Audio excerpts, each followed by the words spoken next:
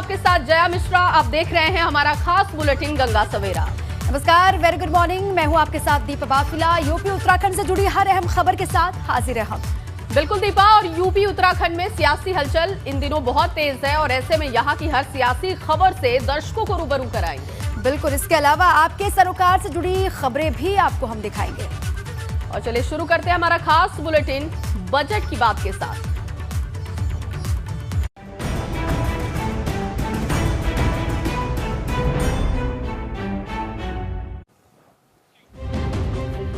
तो आज संसद में पेश होगा देश का आम बजट। वित्त मंत्री निर्मला सीतारमण 11 बजे पेश करेंगी आम बजट। कोरोना के संकट के बीच पेश होने वाला दूसरा आम बजट ये होगा। चुनावी राज्यों के लिए विशेष हो सकता है आम बजट। लड़खड़ाती अर्थव्यवस्था के बीच उम्मीदों वाला आम बजट आज पेश होगा। वित्त मंत्री निर्मला सीतारमण आज अपना चौथा आम बजट पेश करेंगी। अनुमान लगाया जा रहा है कि कोरोना काल के बीच पेश किए जा रहे इस बजट में वो खर्च और निवेश के बीच संतुलन बैठाने की कोशिश करेंगे।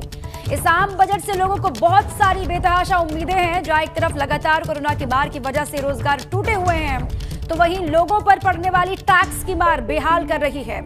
ऐसे में इस बजट से देश के टैक्स पेयर्स को भी बहुत उम्मीदें हैं। माना यह जा रहा है कि इस बजट के जरिए देश की अर्थव्यवस्था को मजबूत करने पर जोर रहेगा और इसके लिए बुनियादी ढांचे पर खर्च बढ़ाया जा सकता है। बिल्कुल दीपा, सदन में बजट पेश करने से पहले सुबह सरकार की कैबिनेट बैठक भी होगी, जिसमें बजट को मंजूरी मिलेगी और इसके बाद वित्त मंत्री बजट को सदन में पेश करेंगी। कैबिनेट की बैठक सुबह सदन शुरू होने से पहले करीब 10 बजे होगी।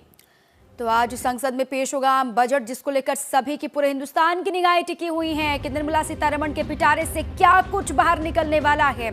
वित्त मंत्री जब 11 बजे सदन में मौजूद होंगी, वहां पर बजट पेश करेंगे, तो हर सेक्टर के लिए क्या कुछ राहत निकल करके सामने आएगा।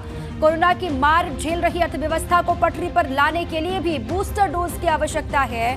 अब क्या बजट का बूस्टर डोज लगेगा अर्थव्यवस्था को, इस पर भी लगातार निगाहें टिकी हुई हैं। इसके अलावा जया, और अलग अलग जो सेक्टर्स हैं उनको भी बेतहाशा उम्मीदें हैं निर्मला सीतारमण से आज। बिल्कुल, टैक्स पेयर्स को बहुत बड़ी उम्मीदें हैं और कोरोना काल में ये दूसरा बजट जब पेश हो रहा है तो ऐसे में हर सेक्टर को काफी उम्मीदें हैं। जैसा कि आपने भी जिक्र किया कि बूस्टर डोज अर्थव्यवस्था को लगाने की जरूरत है और देखना यह भी होगा क्योंकि 5 राज्यों में चुनाव भी है। तो चुनावी मौसम में जब ये बजट पेश हो रहा है तो किन बातों पर फोकस होता है, किस सेक्टर को बूस्टर डोज लगती है, इस पर निगाहें टिकी रहेंगी। हर एक अपडेट दर्शकों तक पहुंचाएंगे।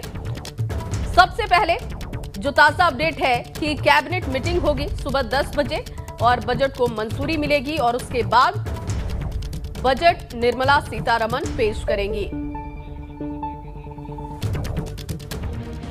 और इस वक्त जया, पूरे देश की नजर आज पेश होने वाले आम बजट पर है। पिछले 2 साल के कोरोना की मार से आम आदमी से लेकर खास सभी बेहाल हो चुके हैं। बिल्कुल, और ऐसे में कोरोना के साए में पेश हो रहे इस दूसरे आम बजट से लोगों को बेहद उम्मीदें हैं। माना यह भी जा रहा है कि बजट अर्थव्यवस्था को मजबूत करने के साथ ही लोगों के लिए रोजगार देने वाला और निवेश बढ़ाने वाला भी होगा।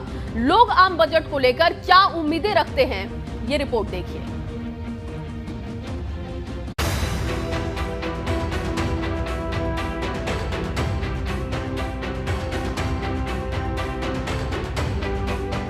बाईस का बजट उम्मीदों पर कितना खरा उतरेगा? महंगाई की मार सुन लो सरकार। पूरा देश आम बजट की तरफ उम्मीदों से देख रहा है। 5 राज्यों में चुनाव है। उम्मीद है कि इस बार सबकी झोली जरूर भरेगी, क्योंकि सरकार ने भी 8.5% जीडीपी रहने की भविष्यवाणी कर कुछ अच्छे होने की उम्मीदों में पंख लगा दिए हैं। हालांकि किसको क्या मिलेगा, ये वित्त मंत्री निर्मला सीतारमण लाल पिटारे को खोलकर इसका ऐलान करेंगी। लेकिन जनता क्या चाहती है ये भी समझना होगा और सबसे पहले उस गृहिणी की सुनना होगा जिसका बजट इन दिनों महंगाई की मार झेल रहा। हम लोगों के लिए तो डीजल, पेट्रोल, गैस और रिफाइंड ऑयल, ये सब सारी चीज़ें हैं। किचन की चीज़ें हैं, मसाला वगैरह हो गए, सारी चीज़ें सब तो महंगी है, क्या सस्ता है। सरकार का पूरा जोर व्यापारियों की खुशहाली पर है, लेकिन कोरोना ने पूरे व्यापार की कमर तोड़ रखी है। ऐसे में व्यापारी क्या चाहते हैं, ये भी बड़ा सवाल है। बजट को लेकर बस यही कहना है सरकार से कि युवाओं और मध्यम वर्गीय व्यापारियों इस पर विशेष ध्यान दिया जाए। बजट आने वाला है तो इसमें थोड़ा सा महंगाई के बारे में सोचना चाहिए। ये देश युवा शक्ति से भरा है, इसमें किसी को कोई शक नहीं, लेकिन इस युवा शक्ति को और ज्यादा ताकतवर बनाने के लिए शिक्षा के तंत्र को और ज्यादा मजबूत बनाने की जरूरत है। अभी कोरोना चल रहा है, इसलिए ऑनलाइन प्लेटफॉर्म पे हम लोग पढ़ा रहे हैं ज़्यादातर। तो ऑनलाइन डिजिटल जो उपकरण हैं उसके दाम सस्ते होने चाहिए। लेकिन इसके बीच किसानों को इस बजट से क्या मिलेगा, ये भी एक बड़ा सवाल है, क्योंकि 3 कृषि कानूनों के वापस होने के बाद भी किसानों की नाराजगी दूर नहीं हुई। वही सवाल खाद और सस्ती बिजली और उसके साथ साथ गन्ने के बकाये भुगतान का भी है। इस बार आम बजट चुनावी नहीं होना चाहिए, किसानों की समस्याओं पर भी ध्यान दिया जाए। गन्ना भुगतान की बहुत बड़ी समस्या है हमारे यहाँ। मलकपुर चीनी मिल में कभी पूरा 1 सीजन दबा कर रखे है मिल वाले, समय पर भुगतान सबसे बड़ी समस्या है। बजट को लेकर सबकी अपनी अपनी डिमांड है, लेकिन किसकी डिमांड पूरी होती है अब यही देखना है। Bureau report, ABP Ganga. और आइए अब आपको सुनाते हैं कि कानपुर के लोगों की आज पेश होने वाले बजट से क्या उम्मीदें हैं। बजट तो आ ही रहा, बजट में नौकरी चाहते हैं दीप ग्रुप की, जो लालू यादव ने 2008 में जो दिया था, उन्होंने जो करके गए थे। नरेंद्र मोदी जी से यही उम्मीद है कि अब की जो 2000 ये जो चल रही है अब सरकार जो आने वाली है, इनसे नरेंद्र मोदी जी से यही है कि हमें नौकरी दी जाए। आदरणीय प्रधानमंत्री मोदी से हम लोग यही चाहते हैं कि 2008 में जिस तरह ने लालू प्रसाद यादव ने कुलियों को डी ग्रुप को नौकरी दी थी, उसी तरह हम लोग को भी बहाल कर दें डी ग्रुप में। इस समय काम की स्थिति इतनी ख़राब है कि घर का बच्चों का पेट भरना बहुत मुश्किल से भरा जा रहा है। सरकार से हम लोगों को उम्मीदें तो हैं, मगर हम लोग अभी मंडी टैक्स लगा दिया, उससे परेशानी हो रही है। बिल होने के बाद भी व्यापारी पेमेंट देने नहीं आने पा रहा है, रुपए धर लेते हैं, तरह तरह से परेशानियां हो रही हैं, इसलिए पूरा व्यापार की चौपट पड़ा हुआ है। आने वाले बजट में जो सरकार द्वारा जो बजट पास होना है, उसमें हम तो सरकार से बस यही उम्मीद करते हैं कि जो लगातार इधर जो डीजल वृद्धि हुई, जो ये मंडी टैक्स वगैरह लगा, इन टैक्स से जो किसानों का उत्पीड़न हो रहा है, मान लो किसान जो है किसी ज़िले से अन्य क्षेत्र में लेके आता है, उसमें तमाम तरीके की उगाही वसूली, पुलिस वसूली और इसमें मंडी की वसूली, ये सब जो है टैक्स लगने के बाद ये सब होना, उत्पीड़न चालू हो चुका है। जो हम चाहते हैं, जो सरकार से उम्मीद यही है कि जो मंडी टैक्स लगा है इसको हटाया जाए बजट में, और जो डीजल वृद्धि और पेट्रोल वृद्धि है इसमें किसी तरीके से अंकुश लगे,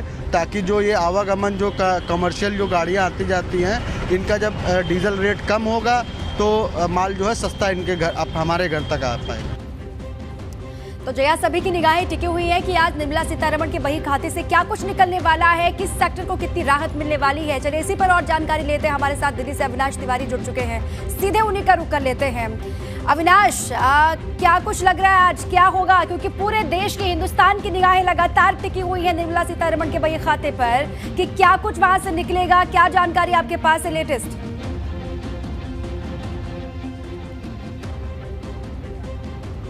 दीपा, अगर बात करें तो आज के बजट में काफ़ी ज़्यादा निगाहें लोगों की, जिस तरीके से महंगाई की मार लोगों के ऊपर पड़ रही है और लगातार रोजगार जा रहे हैं, इस बीच में आज बजट पेश होने जा रहा है, जिससे कि पूरे देश की निगाह केंद्रीय वित्त मंत्री निर्मला सीतारमण पर रही। अगर आज बात करें तो खासतौर से बजट एमएसएमई सेक्टर के लिए काफ़ी महत्वपूर्ण रहेगा, कि छोटे और लघु उद्योग जिस तरीके से कोरोना की मार झेलते हुए तबाह हुए हैं, और कई सारे जो उद्योग हैं, छोटे उद्योग, उनको काफ़ी ज़्यादा निराशा भी मिली है पिछले सालों में। तो यही कारण है कि इस बार सरकार उनको बूस्टअप करने के लिए, उनको बढ़ाने के लिए कई सारी रियायतें दे सकती है। इसके साथ साथ अगर बात करें तो जिस तरीके से एफडी पे लगातार ब्याज दरें घटी है, इसको लेकर के कई सारे लोगों ने आशंका व्यक्त की है और सरकार से अपील की है कि एफडी पे भी ब्याज दरों को बढ़ाया जाए। तो इस पर भी सरकार एफडी पे भी ब्याज दरें बढ़ा सकती है। इलेक्ट्रॉनिक सामान जिस तरीके से महंगे हुए हैं, उनमें इंपोर्ट ड्यूटी घटाई जा सकती है, जिससे कि इलेक्ट्रॉनिक सामान सस्ते हो जाए, क्योंकि देश में काफ़ी ज़्यादा मांग से, चाहे मोबाइल की बात करें, चाहे फिर वो एलईडी टीवीज़ की बात करें, चाहे फिर जिसकी भी बात करें, ज़्यादातर सामान जो विदेशों से आयात होते हैं और इसमें इम्पोर्ट ड्यूटी बढ़ने की वजह से इलेक्ट्रॉनिक सामान काफ़ी महंगा हो रहा है, यही कारण सरकार इंपोर्ट ड्यूटी घटा के इन सामानों को सस्ता कर सकती है। वहीं अगर बात करें तो जिस तरीके से किसानों को लेकर के आंदोलन रहा है पिछले साल और केंद्र सरकार ने 3 नए कृषि कानून वापस लिए हैं, किसानों को लेकर के भी आज ऐलान हो सकता है। जो संभवतः जानकारी मिल रही है हमको उसमें यह है कि पीएम किसान सम्मान निधि को बढ़ाया जा सकता है, यानी कि अभी 4 महीने में 2000 रुपये दिया जा रहा है, उसको बढ़ाया जा सकता है, उसमें कुछ रुपयों की इजाफा किया जा सकता है जिससे कोई किसानों को राहत मिले। इससे किसानों को लाभ तो होगा ही, खासतौर से अगर 5 राज्यों में जिन राज्यों में चुनाव है उनमें भी केंद्र सरकार लाभ की दृष्टि से देख रही है कि कैसे उन राज्यों में भी संदेश दिया जाए कि बजट समावेशी है और उन लोगों के लिए है। यही कारण है कि तमाम सारे लोगों को ध्यान में रख के बजट तैयार किया गया है। सुबह 11 बजे केंद्रीय वित्त मंत्री निर्मला सीतारमण संसद भवन में इस बजट को पेश करेंगे, लेकिन उसके पहले कैबिनेट में इस बजट को प्रस्तावित किया जाएगा और कैबिनेट इस बजट को मंजूर करेगा, जिसके बाद संसद भवन के पटल पर इस बजट को रखा जाएगा और केंद्रीय मंत्री तमाम सारी अपनी जो योजनाएं हैं केंद्र सरकार की, विकास दर और इसके साथ साथ किस तरीके से रोजगार के द्वार खुलेंगे, इसको लेकर के संसद में बताएंगे और सरकार की जो दृष्टि है अर्थव्यवस्था को लेकर के उसको सबके सामने रखेंगे। बिल्कुल अविनाश, और लगातार हम ये देख भी रहे हैं कि अब तक सरकार की तरफ से चाहे किसान सम्मान निधि का आपने जिक्र किया, छोटे व्यवसाय को बढ़ाने का आपने जो बात कही, उन तमाम बातों पर तो फोकस होगी, लेकिन आयकर एक सबसे बड़ा सेक्टर है जिसको लेकर सभी की निगाहें रहती हैं। टैक्स पेयर्स के लिए आज का दिन बड़ा हो सकता है, कुछ इसमें छूट मिल सकती है।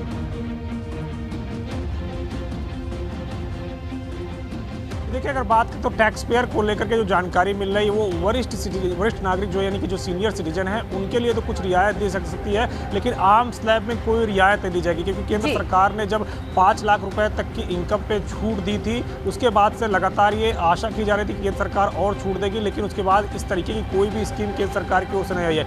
आज भी अगर बात करें तो केंद्र सरकार की ओर से टैक्स में कोई रियायत नहीं दी जाएगी। हाँ, वरिष्ठ नागरिकों के लिए कुछ छूट जरूर दी जाएगी, जो 60+ नागरिक हैं उनके लिए तमाम सारी इनकम में छूट दी जा सकती है, लेकिन आम जनों के लिए रियायत नहीं रहेगी। यानी कि जो टैक्स को लेकर के आशान्वित हैं कि आज उनको छूट मिल सकती है, उनको निराशा जरूर हो सकती है, क्योंकि केंद्र सरकार बदले हुए माहौल में और जिस तरीके से कोविड के बाद देश अर्थव्यवस्था को रफ्तार पकड़ रहा है, इस बीच में केंद्र सरकार अर्थव्यवस्था में छूट देने के किसी भी तरीके से मूड में नहीं है। और आज जब बजट पेश होगा तो ये दिखेगा कि केंद्र सरकार जो आयकर है उस पर खासतौर से अगर बात करें तो इनकम टैक्स में किसी तरीके से कोई बदलाव नहीं करेगी। सीनियर सिटीजन को जरूर कुछ रियायत दी जाएगी और सीनियर सिटीजन के लिए भी कुछ प्लान होंगे, लेकिन आम लोगों के लिए अगर बात करें तो किसी तरीके से आयकर पे कोई बदलाव नहीं किया जाएगा।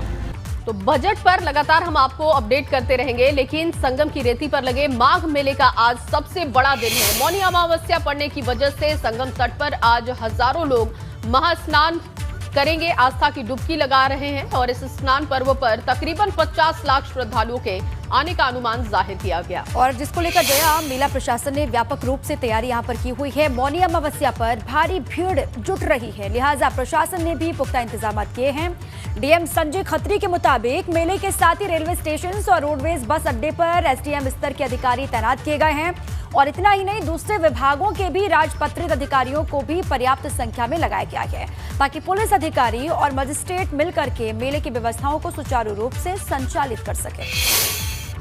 भीड़ 40-50 लाख तक पहुंच सकती है और इसको ध्यान में रखते हुए हमने हर सेक्टर में, जितने 5 सेक्टर है हमारे, मिनिमम 4 एसडीएम रैंक के अधिकारी लगाए हैं और हर सेक्टर के लिए एक एडीएम को प्रभारी बनाया है।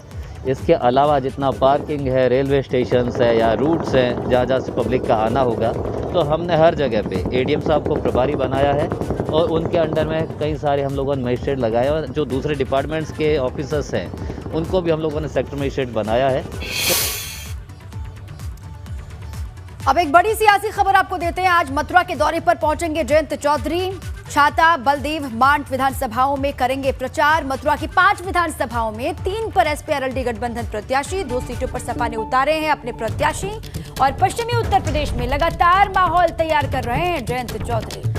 जैसे जैसे यूपी में होने वाले पहले चरण के चुनाव की तारीख नजदीक आ रही है, वैसे सियासी दलों की पहले चरण में आने वाली पश्चिम यूपी की सीटों पर हलचल भी तेज होती जा रही है। जाट वोटों पर अच्छी पकड़ बनाए रखने के लिए मुजफ्फरनगर, शामली और मेरठ के बाद आज जयंत चौधरी मथुरा पहुंचेंगे और यहां भी जाट वोटर्स की बड़ी संख्या है। मथुरा की छाता, बलदेव, मांड विधानसभाओं में आज उनका संवाद कार्यक्रम है और इसके दौरान वो डोर टू डोर कैंपेन भी कर सकते हैं।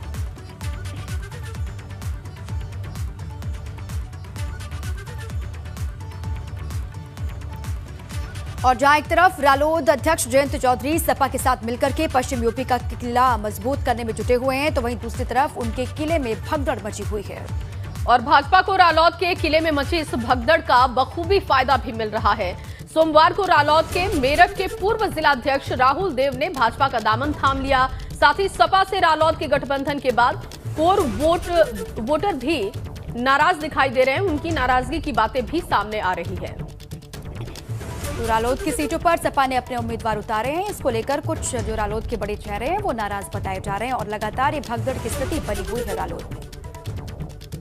मेरठ से आरएलडी के पूर्व जिलाध्यक्ष राहुल देव ने भी आज भारतीय जनता पार्टी का दामन थामा है। इस समय हमारे साथ मौजूद है।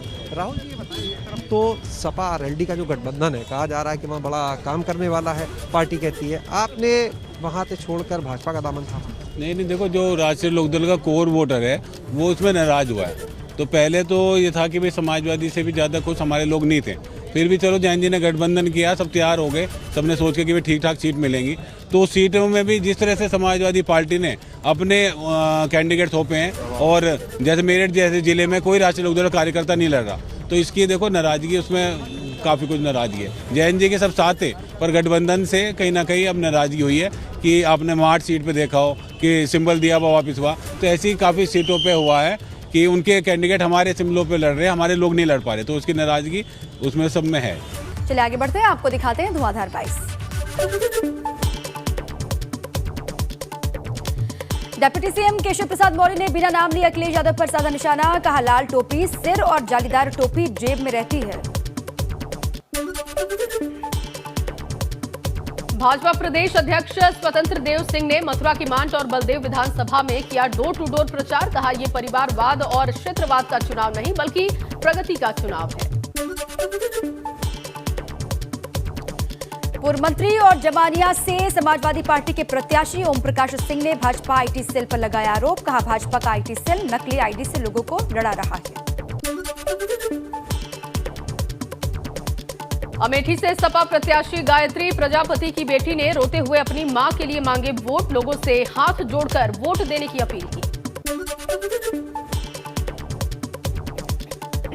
हापुड़ के धौलाना में एआईएमआईएम प्रमुख असदुद्दीन ओवैसी ने किया डोर टू डोर कैंपेन। प्रत्याशी फुरकान चौधरी के लिए वोट की अपील की। ओवैसी को देखने के लिए जुटा लोगों का हुजूम।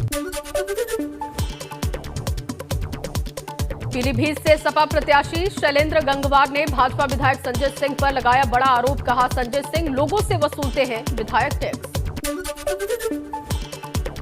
कांग्रेस के बागी पूर्व मंत्री मातबर सिंह कंडारी ने नहीं वापस लिया नामांकन। रुद्रप्रयाग से निर्दलीय चुनाव लड़ेंगे मातबर सिंह कंडारी। नामांकन वापस नहीं लेने से कांग्रेस प्रत्याशी की बढ़ी बेचैनी। भाजपा अल्पसंख्यक मोर्चे के जिला अध्यक्ष सुहेल पाशा भाजपा छोड़कर समर्थकों के साथ कांग्रेस में शामिल हुए। कहा, भाजपा में दम घुट रहा था। खटीमा विधानसभा से प्रत्याशियों की पत्नी प्रचार में जुटी। सीएम धामी की पत्नी गीता धामी ने किया door to door campaign. Congress प्रत्याशी भुवन कापड़ी की पत्नी कविता कापड़ी ने भी प्रचार किया। दिल्ली सरकार में कैबिनेट मंत्री गोपाल राय ने मंगलोर में किया प्रचार। प्रत्याशी नवनीत राठी के पक्ष में वोट की अपील की। कहा, इस बार उत्तराखंड चुनाव के नतीजे सभी को चौंकाएंगे।